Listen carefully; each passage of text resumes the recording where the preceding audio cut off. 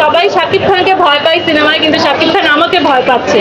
তো এরকম ভাবেই আমাকে মানে সে শাকিব খানকে মারছে, যে শাকিব খানকে আঙুলের ইশারায় উঠবস করাচ্ছে, এটাই হতে হবে। শাকিব খানের সঙ্গে আপনারা যখন সিনেমা দেখবেন আপনারা দেখতে পাবেন, কারণ কাজ করতে গিয়ে আমিও ফিল করেছি, এবং যখন শুট করছিলাম তখনও সামনে সবাই বলছিল যে কেমিস্ট্রিটা দেখা যাচ্ছে, কেমিস্ট্রিটা দেখা যাচ্ছে, এই কথাটা আমি অনেক শুনেছি, আমি নিজেও ফিল করছিলাম।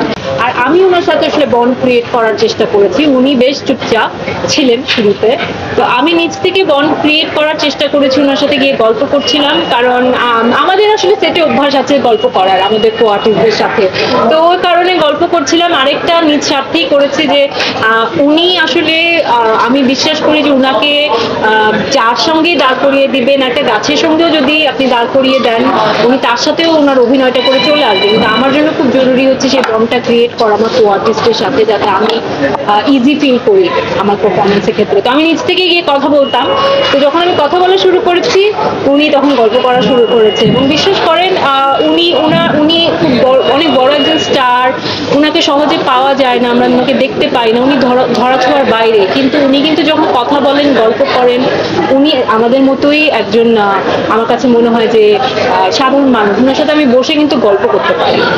মধুমিতা হলে আমার মনে হয় যে ভাঙচুর হয়েছে, সব কথা শোনা যাচ্ছে, ব্ল্যাকের বিষয়গুলো শোনা যাচ্ছে। আমি বলবো যে একটু ধৈর্য ধরতে, কারণ আপনাদের ডিমান্ড থাকলে সিনেমাটাও হলে অনেক দিন, অনেক মাস, হয়তো 1 বছরও থাকতে পারে যদি আপনারা চান।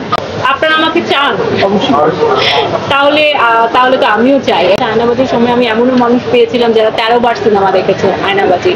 আশা করি তুফানের ক্ষেত্রেও সেরকম শুনতে পাবো। আজকে আমার হাজবেন্ডও আজকে থেকে তার অফিস শুরু হয়েছে, সে আমাকে একটা স্ক্রিনশট পাঠিয়েছে যে তাদের অফিস থেকেও মেইল এসেছে যে তারা প্ল্যান করছে যে পুরো টিম একসঙ্গে তুফান দেখতে যাবে। আমার পিচ্ছি যেখানে যায় পড়াশোনা করে সেখানে সবাই আমাকে বলেছে আমরা সবাই একসাথে দেখতে যাবো। মাত্র তো 3য় দিন, আরেকটু সময় যাক। অবশ্যই তুফান ইটসেলফ ইজ আ সেরা সিনেমা। তবে সবাই যেরকম আমাকে একটা সময় আমাকে পরিচয় দেওয়া হতো আয়নাবাজির নাবিলা হিসেবে, যেদিন থেকে শুনবো আপনারা তুফানের নাবিলা বলছেন, সেই হিসেবে আমাকে ডাকছেন, তখন বুঝবো যে হ্যাঁ তুফানও হয়তো আমার জীবনের সেই সেরা সিনেমা হয়ে। সেটাই তো সবচেয়ে চ্যালেঞ্জের জায়গা ছিল। রাফি আমাকে এটাই বলেছিল যে তোমাকে এমনভাবেই দেখাবো যেটা কেউ কখনো দেখায়নি, এবং সবাই শাকিব খানকে ভয় পায় সিনেমায়, কিন্তু শাকিব খান আমাকে ভয় পাচ্ছে। তো এরকম ভাবেই আমাকে মানে সে শাকিব খানকে মারছে, যে শাকিব খানকে আঙুলের ইশারায় উঠবস করাচ্ছে, এটাই হতে হবে। খুব মজা পেয়েছি, আমার কাছে ক্যারেক্টারটা প্লে করতে আসলে একটু গান লেগেছে। আপনি এনজয় করেছেন? এই উত্তর আমি কিভাবে দেব? এটা যারা আগ্রহ বেশি প্রকাশ করছেন, কম প্রকাশ করছেন, তারা ভালো বলতে পারবেন। তবে আমি বলবো যে হ্যাঁ, সবারই একটা আকাঙ্ক্ষা তো থাকেই জীবনে শাকিব খানের সঙ্গে একটা স্ক্রিন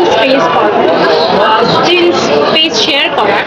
তো সেই জায়গা থেকে তো অফকোর্স সবাই চাইবে, কিন্তু আমার মনে হয় আমাদের সবার সঙ্গে কাজ করা।